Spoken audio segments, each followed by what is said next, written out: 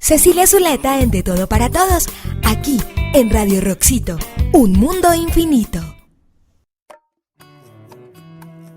Hola amigos de Radio Roxito, otra vez emocionados porque tenemos De Todos para Todos con Cecilia Zuleta. Hola Cecilia. Hola, ¿cómo están todos? Sé que repetimos el programa, pero muchos papás necesitaban volver a oír el tema de las consecuencias y además les cuento, hay que oírlo varias veces porque no es tan fácil. Bueno, pero hoy tenemos un tema importantísimo, creo que va a ser vital en las casas escucharlo, y es la alimentación. Mira, Paula, desde que empecé este trabajo hace 25 años, los papás consultan por temas de alimentación, sobre todo en la primera infancia, porque hay muchos cambios para los cuales no estamos tan preparados. La alimentación es algo muy bonito porque está ligado a lo emocional. Si pensamos, lo primero que uno hace, pues es alimentar a los hijos, no solamente si eres mamá o eres papá. Entonces, pues es un tema muy sensible. Y además, en los cambios, a veces no sabemos si lo que está pasando es apropiado o no es apropiado. Yo siento que en el tema de la alimentación hay mucha ansiedad con los papás. Pues como profesora escucho que los papás cuando son muy pequeñitos le preguntan, ¿ya comió dulces? ¿Qué le estás dando de comer? ¿Todavía está comiendo fruta? Bueno, como que hay muchos temas y muchos tabú frente al tema de la alimentación. ¿Cómo se maneja eso? ¿Eso es personal en cada familia o si hay tendencias específicas hacia la alimentación? Es importante entender que aparte de ser un tema que está ligado con lo emocional, es un tema cultural. Uno ve que dependiendo de la cultura, incluso en Colombia, me imagino que pasa en todos los países, es diferente si tú eres de Medellín o eres de Bogotá o eres de la costa. Clarísimo, los papás y sobre todo las mamás latinoamericanas sentimos que si los niños están bien alimentados, pues somos buenas mamás. De hecho, hay un estudio maravilloso que hizo un doctor, un endocrinólogo, si no estoy equivocada, el doctor Chukri, que encontraba que en temas de obesidad, los niños obesos casi siempre estaban criados por las abuelas. Entonces, pues también hay una idea muy grande de niño gordito, niño sano. Y a veces ese gordito es un gordito de harinas, pero no es un gordito de bien alimentado. Entonces, pues en la alimentación hay como dos temas centrales que yo veo que se presentan con mucha frecuencia. Uno, el niño que come mucho. Otro, el niño que no come nada. Entonces, pues yo voy a empezar a hablar hoy del que no come nada, que eso es bastante relativo, pero también hay un tema muy interesante que es el tema de los niños que no comen sino ciertas cosas que tiene que ver como con el desarrollo sensorial, con las texturas. Son niños que les cuesta trabajo ciertos olores, ciertas texturas. Pero empecemos a hablar de los que comen poco. Hacia los, digamos, después del primer año de vida, cuando los niños han tomado tetero, y luego en el segundo año, cuando empiezan pues a comer ya alimentos, digamos, desde más temprano, pero ya el tetero, pues la mayoría de los pediatras consideran que ya no debe estar, sino que los niños deben consumir lácteos de otra manera. Los niños empiezan a tener menos apetito que el primer año de vida, básicamente porque la tasa de crecimiento ya no es tan rápida, sino que empieza a ser un poco más lenta y entonces empiezan a necesitar menos comida, pero se junta con que empiezan a caminar y el interés de los niños está en moverse y no en sentarse a comer. Entonces hay que jugar como con todas esas cosas para lograr que los niños puedan comer lo que necesitan. ¿Qué es lo que necesitan? No necesariamente lo que las mamás y los papás quieren. Eso sucede como cuando una mamá tiene frío, resuelve que el niño tiene que usar saco porque ella tiene frío. Entonces, ahí, y esto no lo digo yo, esto digamos que cuando yo hablo de alimentación es un tema que me ha interesado mirar con mi socia Juana Morales, que ya la tendrán en algún programa. Una porción de un niño es un cuarto de la porción de un adulto.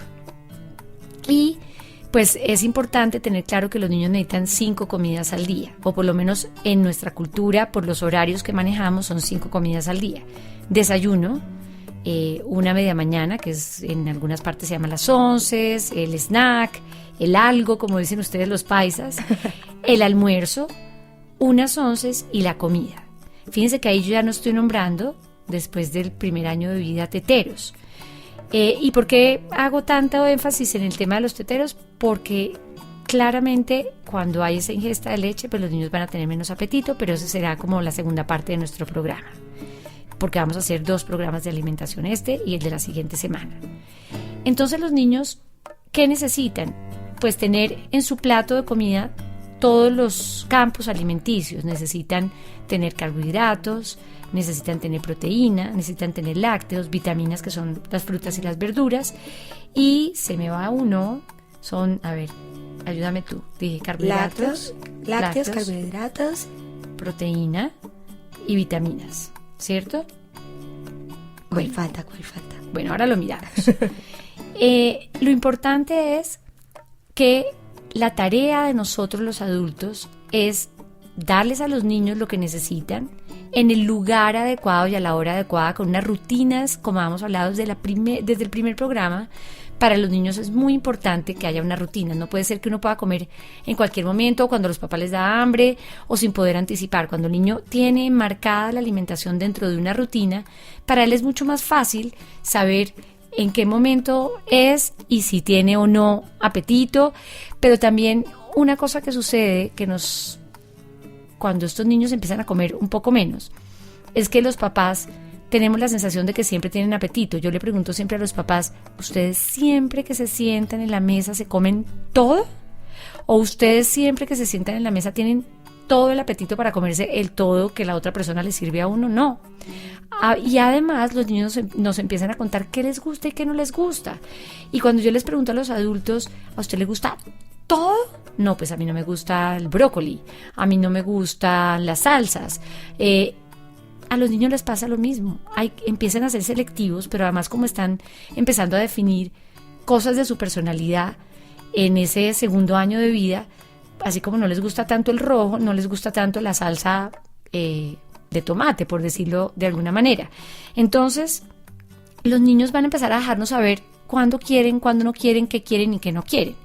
Eso no quiere decir que nosotros no tengamos que cuidar que los niños coman. Pero entonces aquí va lo que es difícil, y es, yo sirvo el desayuno, mi hijo se sienta, algunos se sientan y empiezan a darle vueltas a la comida porque no quieren comer, otros la riegan para no comer, otros empiezan a hablar y se les olvida comer, no es que no coman porque no quieren. Entonces, la idea es mandar un mensaje claro. Este es tu desayuno, es hora de comer. Algunos niños, sobre todo a los 2 años, porque es que cada etapa va teniendo unos retos, a los 2 años uno les sirve el huevito que pidieron. Uno al desayuno ojalá los dejen escoger entre 2 opciones cuando existe la posibilidad, y entonces escoge el huevo y uno le sirve el huevo y él dice, no, yo no quería huevo, yo quiero cereal. Y hay papás que corren y les dan el cereal, y cuando les sirven el cereal dicen, no, yo quería el huevo. Eso pasa muy a los 2 años porque están aprendiendo a tomar decisiones y les cuesta mucho trabajo. Ojalá ustedes los ayuden a que esa decisión sea como cuando uno le enseña a alguien que su palabra tiene un poder, o sea, un efecto, y es, tú dijiste huevo, hay huevo, no es a la carta. Pero al desayuno, fíjense que estoy hablando de 2 opciones. Pero pongamos que ese niño se comió 2 cucharaditas de huevo y no comió nada más. Y ustedes empiezan a insistir, a prometerle cosas, a amenazarlo, a llevarle títeres, a poner un iPad para que coma. Cuando todo esto sucede alrededor de la comida, se vuelve muy atractivo no comer. Porque cuando yo no como me paran bolas. Nosotros decimos me paran bolas, quiere decir como que me dan atención. Me prestan atención. Sí. Pero cuando yo como, nadie me mira. Entonces, ojo con eso. Esa es como la primera cosa que les digo, hay que estar muy atentos. Pero cuando yo además recibo premios que no, digamos, con la comida, es muy importante no dar ni premios ni castigos. ¿Cuál es la tarea? Decirle, esto es lo que hay de desayuno, y además hay un tiempo para desayunar, y si no comes te va a dar hambre. ¿Y sabes qué pasa si te da hambre? Que toca esperar hasta las 11. Y a veces les podemos mostrar en un reloj análogo en qué numerito es que cuando llegue el palito chiquito es la siguiente comida. Ellos en ese momento no entienden muy bien qué va a pasar. Pero cuando pidan algo a la media hora o a la hora y digan, yo quiero comerme una chocolatina, o quiero ponqué, o quiero un queso, uno le dice, ¿de verdad tú quieres queso? Y ellos van a mirarlo a uno como, sí, ay, qué dicha, me lo van a dar. Y uno dice, claro, es que tienes hambre, no desayunaste. Ven, miramos, no, todavía no es la hora. Fíjense la diferencia. O sea que está bien que aguante un poquito de hambre un momentico. A ver, aguantar hambre. Hay niños que aguantan hambre porque realmente no tienen comida. Cuando un niño tiene la opción de desayunar en su casa, pues es muy poco probable que esté aguantando hambre. Lo que está sintiendo es apetito. Y le estamos enseñando que su decisión de no comer genera esa consecuencia y es una sensación de ganas de comer. Y lo que queremos es que tenga ganas de comer. Y a la media mañana, si no desayunó bien, son de esos niños que no comen mucho y somos papás de esos muy ansiosos de la nutrición, le podemos dar una media mañana nutritiva. Ojalá siempre sea nutritiva. Una media mañana nutritiva. Bueno, pues ahí hay nutricionistas para que algún día de golpe invitemos alguna, pero uno puede hablar de dar algo de proteína, queso, fruta, no... Y si no les gusta la fruta... Yo bueno, veo ahora que a veces vamos. Hay un tema con la fruta compleja. Bueno, ese es un tema de las texturas, entonces dejémoslo ahí guardadito en el cajón, Paula, listo, porque ese es un tema que tenemos que conversar. Pero hay que darles algo nutritivo, y cuando me refiero a algo nutritivo, pues una media mañana no es una colombina, no es un chocolate, no es, sobre todo cosas, digamos, mucho dulce en el día, pues hoy en día sí que tenemos claro que el azúcar refinada es poco recomendada, no es una Coca-Cola con un paquete de papas. Entonces, cuando un niño no es muy bueno en la comida, pues hay que cuidar también esas otras comidas que son como los snacks o las media mañanas. Pero pongamos que ese niño sí desayuna, se toma su media mañana, pero los problemas los tenemos es con las comidas de almuerzo y la cena. Las comidas fuertes, las grandes. Exacto. Se hace igual. Debemos tener un espacio adecuado, servir la comida que le servimos a todos y dejarle saber que nosotros esperamos que coma eso. Eso no quiere decir que se lo coma. ¿Y no funcionan tanto las opciones? Como mencionabas en el desayuno, que podría ser huevo o cereal. No, porque mira lo que pasa. Entonces servimos hoy frijoles y a Paula, que es mi hija, no le gustan los frijoles. Entonces, la vida real. No puede ser una paisa que no le gusten los frijoles, no puede ser. Y entonces hay papás que lo que hacen es hacer comida a la carta. Y ojo, papás, yo les cuento que yo he tenido en mi consulta niños que solamente comen nuggets de pollo de algún sitio específico con papitas fritas. Y los papás tienen que salir, ni siquiera son hechos en su casa. ¿Por qué? Porque los niños van aprendiendo que esa manipulación funciona y empiezan a manipular. No es que sean manipuladores porque sí, uno no manipula si no le funciona. Y entonces empiezan a restringir cada vez más el menú cuando uno les da comida a la carta. Entonces los papás comen frijoles con carne, no sé qué, y al niño le tienen una pastica porque es lo único que come. Y yo entiendo que les hagan la pastica porque es lo único que come, porque uno se angustia mucho. Pero ese niño va a tener más dificultades a medida que va pasando el tiempo. No solamente nutricionales, no solamente de desarrollo, sino para poder tener diferentes opciones. Entonces la idea es que nosotros vamos a servir algo que es exactamente lo que se cocinó para la familia. Lo ponemos sobre la mesa. No les sirvan unas cantidades absurdas a los niños, sírvanles poquitico para que haya sensación de logro, me lo comí, ¿cierto? Insístales un poquito en que prueben, en que se coman 2 cucharaditas, pero tampoco es, si no comes, no te paras de la mesa, y es lo mismo que te sirvo a las 11 y frío. Pues digamos que hay papás que creen que con el castigo, y ya habíamos hablado que los castigos no necesariamente es lo que más enseñan, pero sí podemos dejarles saber que eso es lo que esperamos que haga. No porque lo vaya a hacer necesariamente.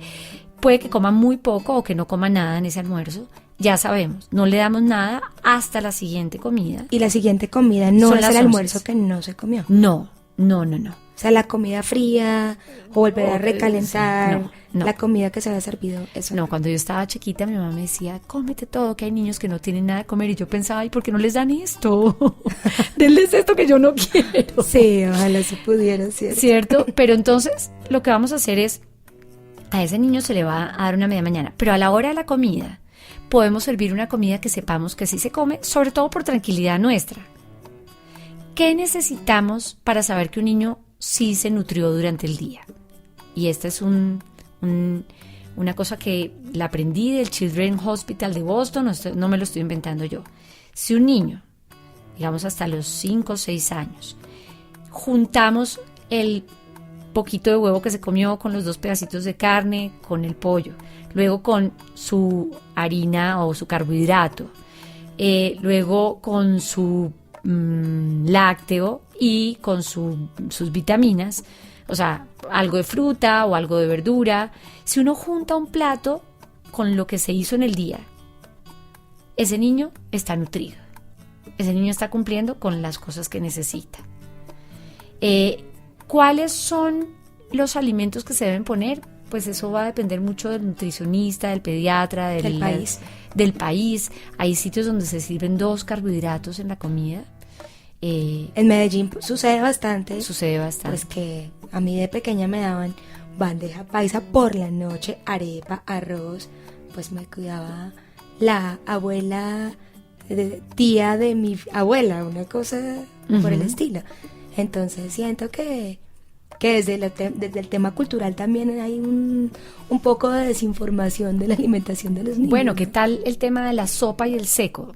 Nosotros llamamos sopa y seco. Seco es los granos con la carne, con el arroz, con las verduras. Entonces muchos papás, por ejemplo, dan sopa como para, ahí comió de todo, porque en la sopa echan todo, ¿cierto? Sí. Y además lo licúan. Y ahora les cuento cuál es el problema de todo ese licuado. Pero después de los 2 años, empieza a pasar que comer sopa y seco es una cosa que para los niños es demasiado. Porque no se comen todo y sobre todo acuérdense que hay un interés por moverse mucho. Ojalá hacia los 2 años, además en la comida, estén acompañados, porque es que alimentarse no es un tema simplemente de nutrir. Alimentarse está relacionado con lo emocional y está relacionado con lo social.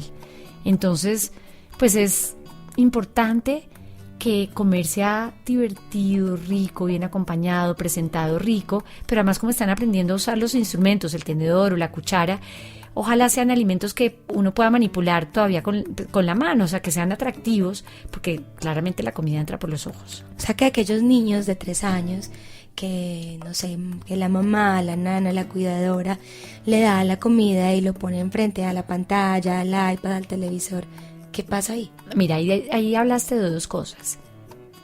Después de los 17 meses, un niño tiene la capacidad en motricidad de utilizar el tenedor y la cuchara. Claro, va a regar, entonces pongan un plástico en el piso o coman en algún lugar donde no sea tan difícil, pero ojalá un lugar donde él pueda estar acompañado y ojalá haya otra persona que coma con él. Y que le converse. Que le converse. Comer lo rico es sentarse a disfrutar. Culturalmente nosotros celebramos todo con la comida, entonces pues no es simplemente que este niño se nutra. Pero ojo, cuando un niño se sienta frente a una pantalla, este es uno de los altísimos riesgos de obesidad. Porque cuando tú comes sin darte cuenta, claro, te comes todo lo que la mamá quería, pero no te diste cuenta que estabas comiendo. Entonces no lees la sensación de saciedad y además estás simplemente como metiendo cosas dentro del cuerpo, pero ahí no hay una conciencia, pero no hay toda la parte importante de la alimentación, que es toda esta parte emocional. Entonces, pues yo prefiero que un niño coma menos, pero que sea consciente de lo que está masticando, de lo que está comiendo, que tenga sensación de saciedad y no que lo nutran así. Y lo otro es, después de los 17 meses son capaces de usar sus manos, acompáñenlos. Claro, cuando hay un hermanito que nace, que ese será otro programa, los niños pues tienden a que les vuelvan a dar. Denles una cuchara para ellos y ustedes les dan un par de cucharaditas y como que manejan ese momento. O los que por la mañana están muy dormidos todavía para ir al colegio. Aquí en Bogotá los niños van muy temprano al colegio, entonces de noche todavía. Sí, se levantan muy temprano. Y entonces piden que les den, pero ojalá en lo posible los dejen usar sus manos. Y ahí hago una propaganda, me salgo mucho del tema, es un paréntesis grande. Entren a nuestra página, hay un video de esta semana maravilloso que hizo nuestro equipo motor en un taller para padres, que es un taller de desarrollo motor.